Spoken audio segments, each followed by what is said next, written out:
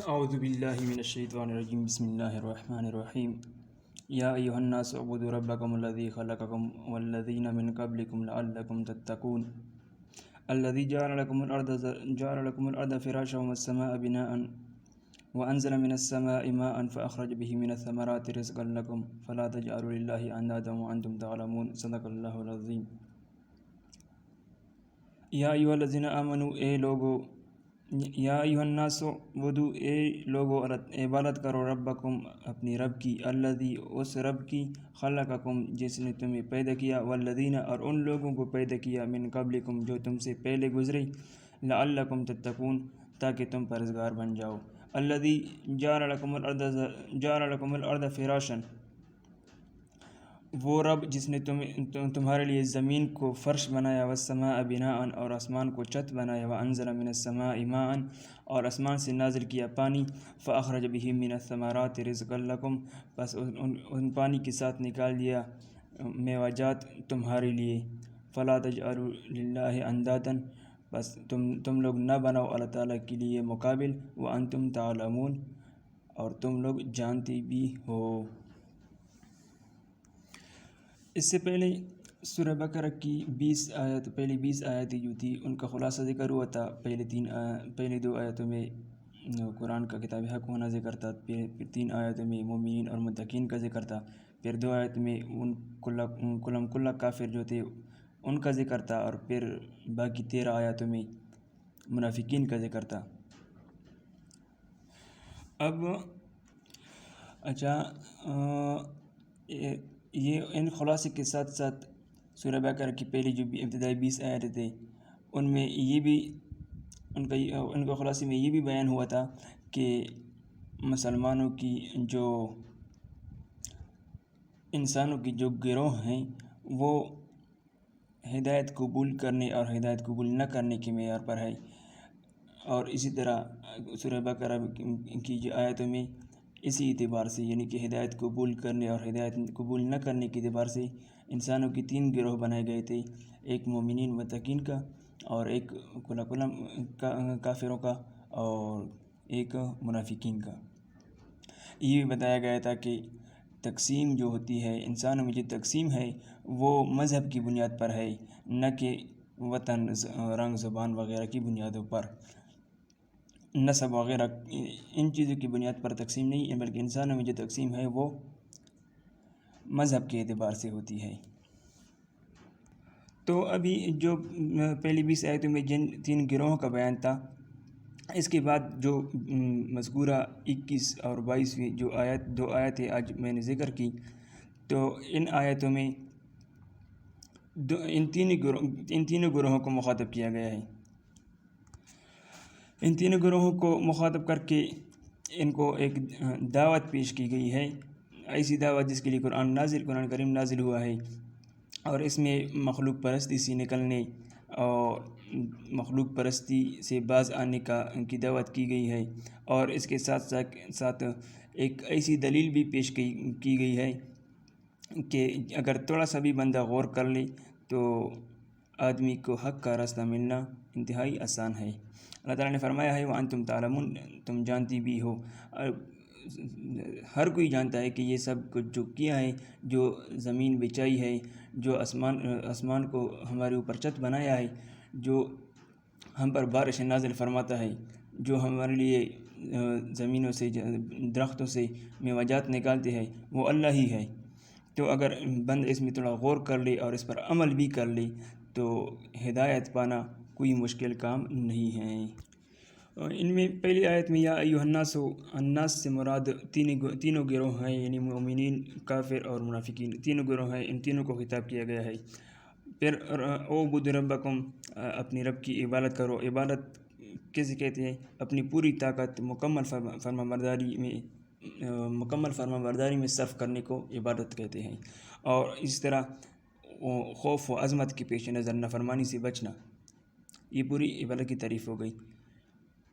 اپنی پوری طاقت مکمل فرمانبرداری میں خرچ کرنا، اور اس طرح خوف و عظمت کے پیش نظر نافرمانی سے بچنا، اس کو عبادت کہتے ہیں۔ اس طرح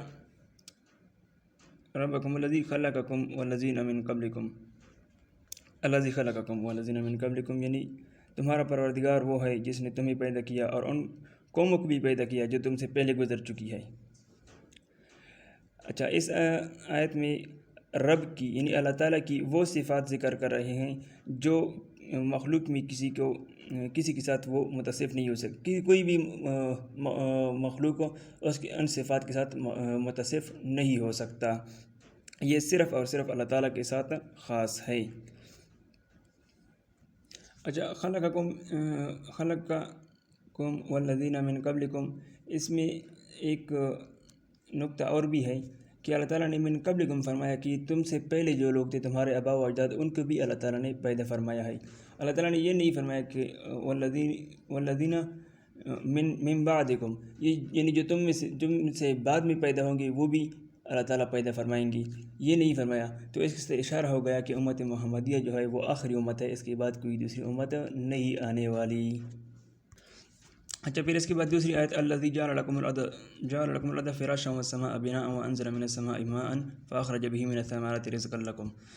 تو اللہ تعالیٰ فرماتے ہیں کہ اللہ تعالیٰ وہ ذات ہے جس نے تمہارے لیے زمین کو فرش بنایا اور آسمان کو چھت بنایا، اور تم پر آسمان سے پانی نازل کیا یعنی بارش کی، اور اس بارش کے ذریعے، پانی کے ذریعے سے اللہ تعالیٰ نے تمہارے لیے میوہ جات بھی نکالے۔ تو اس سے پہلی جو آیت تھی وہ بھی انعامات کے بارے میں تھی، یہ آیت یہ بھی انعامات کے بارے میں ہے، لیکن پہلی آیت میں جو انعامات تھی وہ انسان کے ذات کے اعتبار سے تھے، یعنی انسان کے ساتھ لگی ہوئی تھی، اس کو انفسی انعامات کہتے ہیں۔ ابھی جو اس دوسری آیت میں ہے یہ انسان کے گرد و پیش جو چیزیں ہیں ان کے ساتھ متعلق ہے، اس طرح کے انعامات کو آفاقی انعامات کہتے ہیں۔ تو اللہ تعالیٰ نے پہلی آیت میں انفسی انعامات یعنی کہ ذاتی جو انعامات ہے انسان کے ذات کے ساتھ متعلق ہے ان کا بیان فرمایا، اور دوسری آیت میں ابھی اللہ رب العزت آفاقی انعامات کا ذکر فرما رہے ہیں جو انسان کے گرد و پیش کے ساتھ متعلق ہے۔ اچھا، تو پہلی نعمت اللہ رب العزت نے فرمایا کہ اللہ تعالیٰ نے تمہارے لیے زمین کو فرش بنایا ہے، نہ اتنا زیادہ نرم ہے پانی کی طرح کہ اس میں پر آدمی چل نہ سکے، اور نہ ہی زیادہ سخت ہے بلکہ فرش کی طرح ہی ہے۔ اور دوسری انعام اللہ رب العزت نے بیان فرمایا کہ آسمان کو تمہارے لیے چھت بنایا، آسمان کتنا ہی مزین ہے اور دیکھنے میں بھی مزہ آتا ہے۔ اور تیسری نعمت اللہ رب العزت نے فرمایا کہ آسمان سے تمہارے لیے پانی نازل کیا، بارش نازل کی، جس سے تمہارے لیے میوہ جات نکلتے ہیں اس کے ذریعے سے۔ تو یہاں پر ایک سوال سا پیدا ہوتا ہے، چلو سوال ہی بنا لیں کہ آسمان سے تو پانی نازل نہیں ہوتا، پانی تو بادل سے ہی نازل ہوتا ہے، تو اس کا جواب یہی ہونا چاہیے کہ محاورات میں بس ہر اوپر سے آنے والی چیز کو آسمان ہی کہتے ہیں۔ اچھا، تو چوتھی نعمت اس پانی کے ذریعے سے جو پھل حاصل کیا جاتا ہے اس کے بیان میں ہے کہ پانی نازل ہوتی ہے، بارش نازل ہوتا ہے تو اس کے ذریعے سے پھل نازل ہوتے ہیں، پھل اگتے ہیں، درختوں سے پھل نکلتے ہیں، اور وہ پھلوں سے پھر انسان کی غذا پیدا ہوتی ہے۔ تو پروردگار عالم نے جو یہاں پر پروردگار عالم نے 4 صفات ذکر کیے، 4 صفات میں سے پہلے جو 3 صفات تھے ان میں تو انسان کا بالکل کسی قسم کا عمل دخل نہیں ہے، انسان بیچارہ تو ابھی تک پیدا بھی نہیں ہوا تھا کہ اللہ تعالیٰ نے اس کو پیدا بھی کیا۔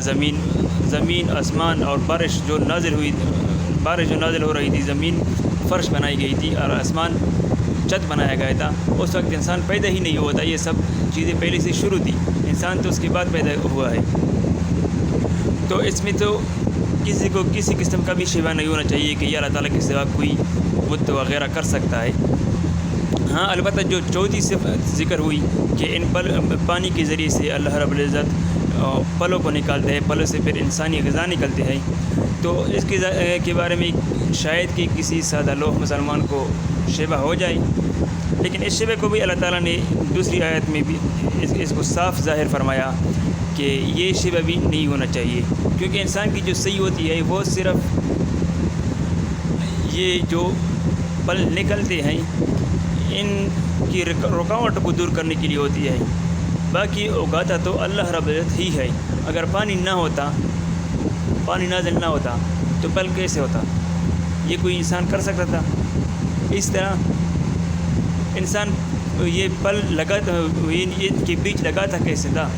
اگر یہ نہ ہوتا تو کیسے لگاتا؟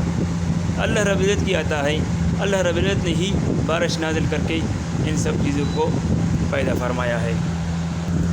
فلا تجعلوا للہ اندادا وانتم تعلمون۔ بس ابھی اللہ رب العزت فرماتے ہیں کہ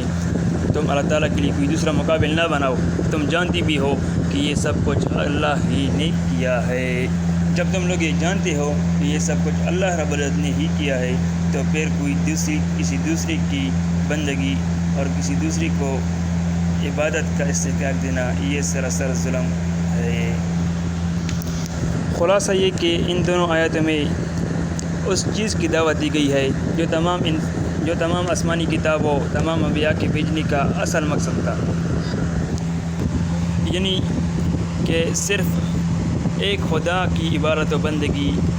کرنا، اور اسی کا نام توحید بھی ہے۔ اور یہ وہ انقلابی نظریہ ہے جو انسان کی تمام اعمال، احوال، اخلاق، معاشرت وغیرہ وغیرہ ان سب چیزوں پر بہت گہرا اثر رکھتا ہے، کیونکہ جو شخص ایک مرتبہ یہ یقین کرے نا کہ تمام عالم کا جو خالق، مالک اور تمام نظام عالم میں متصرف، جو ان تمام چیزوں پر جو قدرت حاصل کرنے والا ہے، ان کو نفع اور نقصان پہنچانے والی ذات صرف اللہ ہی ہے، تو اس کی پوری توجہ ہر مصیبت اور ہر راحت میں اور ہر تنگی و فراخی میں صرف ایک ذات کی طرف ہو جائے گی، اور وہ اللہ رب العزت ہی ہے۔ اس کو وہ بصیرت حاصل ہو جائے گی جس کے ذریعے سے وہ اسباب ظاہرہ کی حقیقت کو پہچان لے گا کہ یہ اسباب در حقیقت ایک پردہ ہے جس کی پیچھے دست قدرت کار فرما ہے۔ ابھی کچھ دیر پہلے دوستوں کے ساتھ بیٹھا تھا، ان کو ایک اسی چو صاحب کی کارگزاری سنائی۔ وہ بہت بہادر اسی چو ہے، بہت ہی بہادر ہے۔ وہ کہہ رہا تھا، کلمہ پڑھ کے قسم کھا کے کہہ رہا تھا کہ میرا یہ یقین بن گیا ہے کہ جب اللہ کی مرضی نہ ہونا کوئی تھوڑا سا بھی تکلیف نہیں دے سکتا، معمولی تکلیف بھی نہیں دے سکتا جب اللہ کی مرضی نہ ہو۔ تو اس لیے میں جہاں کہیں بھی جاتا ہوں، سخت مشکل نہ مشکل، خطرناک نہ خطرناک جگہ کیوں ہی نہ ہونا، تو میں وہاں جاتا ہوں، میں ڈرتا نہیں۔ بس جب یہ میری ڈیوٹی ہے، مثلا ڈاکو ہیں، اکثر ہوتی ہے ڈاکو ایسے ان کے اڈے ہوتے ہیں تو ان پر چھاپہ مارنا ہوتا ہے، اور وہ جگہ ایسی ہوتی ہے کہ وہ انتہائی خطرناک ہوتی ہے، لیکن یہ پھر بھی جاتا ہے۔ اچھا، یہ کہتا ہے کہ جب اللہ کی مرضی نہ ہونا تو مجھے کوئی کچھ بھی نہیں کہہ سکتا۔ ان کا وہ عقیدہ بن گیا ہے۔ اور باقی جن لوگوں کا یہ عقیدہ بن گیا نا، یہ تو میں نے صرف ایک کسی جو کی بات کی، وہ تو بات پہ بات آ گئی تھی۔ ان کی زندہ مثال جو ہے وہ مجاہدین ہے۔ مجاہدین کو دیکھو نا، ان کی یہ عقیدہ بن چکی ہوتی ہے، ان کے دلوں میں یہ یقین بیٹھ گیا ہوتا ہے کہ ہمیں نفع اور نقصان پہنچانے والا کون ہے۔ وہ دشمن کے سامنے جاتا ہے لیکن ان کا ایمان مضبوط ہوتا ہے نا۔ کون جا سکتا ہے گولیوں کی بارش میں، کون جا سکتا ہے، لیکن وہ پھر بھی جاتے ہیں کیونکہ ان کو یقین ہوتا ہے کہ نفع اور نقصان پہنچانے والی ذات صرف اللہ ہی ہے، اور یہ جو ظاہری اسباب ہے ان کے پیچھے اگر اللہ کی رضا نہ ہو، اللہ کی مرضی نہ ہو تو کوئی کچھ بھی نہیں بگاڑ سکتا ہمارا۔ اللہ رب العزت سے دعا ہے کہ اللہ تعالی ہمارے دلوں کو ایمان سے منور فرمائے اور ہمارے دلوں میں اس یقین کو مضبوط کرے کہ اللہ رب العزت کے سوا کوئی ہمارا کچھ بھی نہیں بگاڑ سکتا۔ اسباب سے کچھ بھی نہیں ہوتا، اسباب اختیار کرنے ہیں لیکن ان پر یقین نہیں کرنا، یقین جو کرنے